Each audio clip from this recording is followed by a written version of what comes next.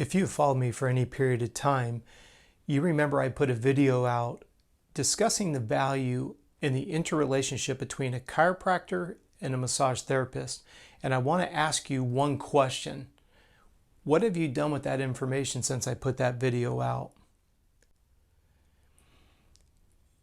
If you haven't had a chance to watch that other video, what I was talking about is the interrelationship between bones and muscles.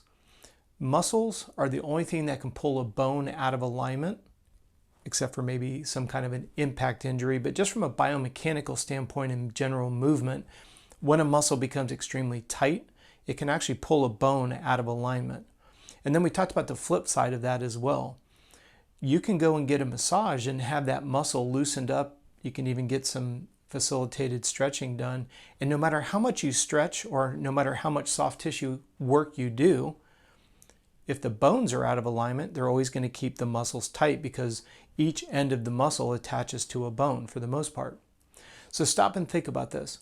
What comes first, the chicken or the egg? You can go and get a chiropractic adjustment, but if the muscles are tight, it pulls the bones out of alignment. You can go get a great therapeutic massage, and that massage isn't going to stay, or you're not going to get the comfort and the long-term relief, improved biomechanics, if the bones are out of alignment because they're tight.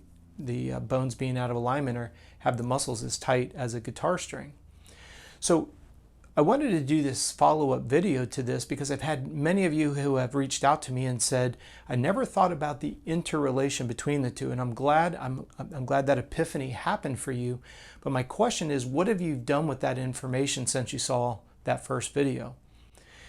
Let's just say it's been roughly 6 months. Let's just use the number of going and seeing this combo once a month.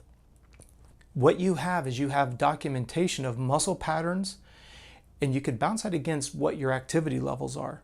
You can bounce that against the various stress levels that you've been through.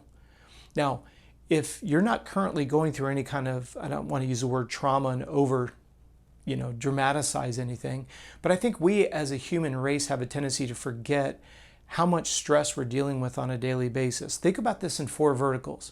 What are you dealing with personally, professionally, financially, and in our relationship, some level of athleticism?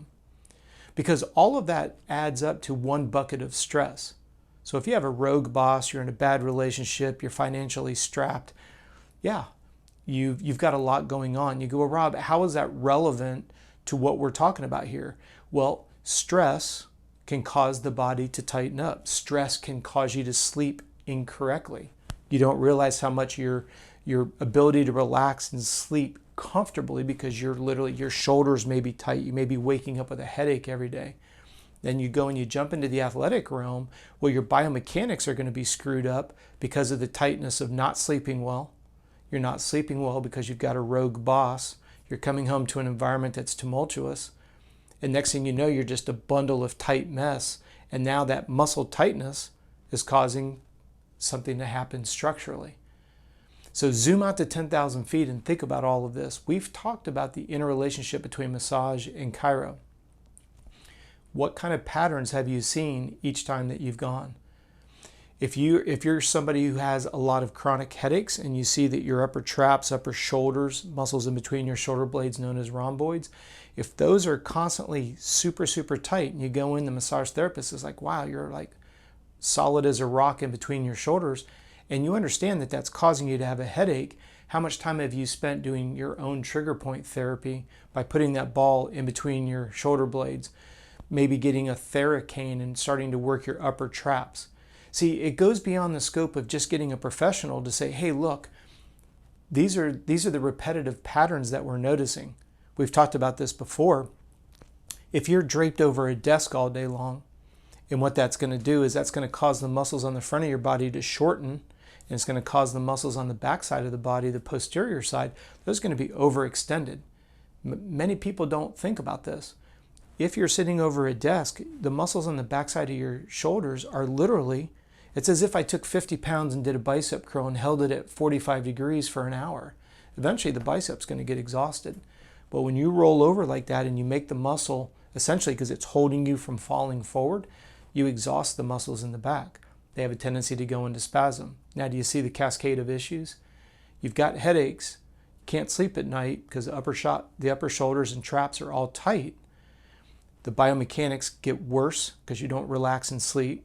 The muscles get tighter. You sit over a desk, then maybe you jump in the pool and try to swim, and then you go to do that extension and you wonder why your rhomboids go into spasm. You see how this is a domino effect? I always love the chiropractor and the massage therapist because it gives you patterns, and then it gives you the empowerment of what are some things that you can do at home. Sitting in a contrast therapy bath, sitting in the bath with a lacrosse ball or rubber ball where you can maybe work on your glutes, you can work on your hamstrings. If you've got a tub that's got a high enough back, while the water's nice and warm and you're sitting in an Epsom salt bath, put that lacrosse ball in between your shoulder blades and start working those rhomboids while you're in the warm water. Remember, submersion is the best way, not dry heat. Dry heat will just make you sweat. But if you're submerging yourself into water, that permeates the muscle tissue. The feedback that you get from a massage therapist and chiropractor goes up a completely different notch.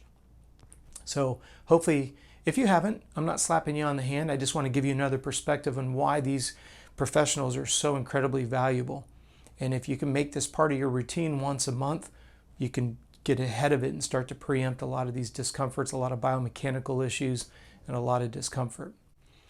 I hope you found this video helpful. If you did, please like and subscribe. I would deeply appreciate it. If you're new, we put out a video each day here on YouTube, and we're here to answer your questions. So if you have one, please send it to me and my team. contact@coachrob.com. Again, thank you for your time today, and I look forward to seeing you again tomorrow.